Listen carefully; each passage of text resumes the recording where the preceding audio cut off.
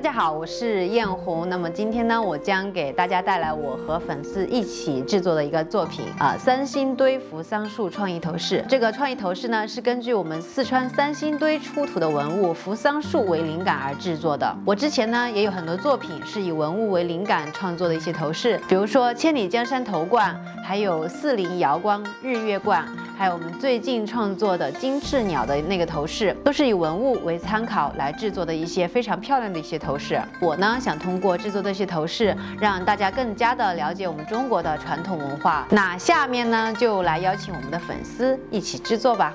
大家好，然后这位呢就是我们从远方而来的粉丝，然后可以简单的介绍一下自己。大家好，我是那个唯一的幸运观众，我是从西安过来的，很高兴能够见到期盼已久的叶红老师。你不要叫我叶红老师，叫我叶红姐姐就可以了。好的，姐姐。好的。然后我们现在呢就开始来做我们的手工。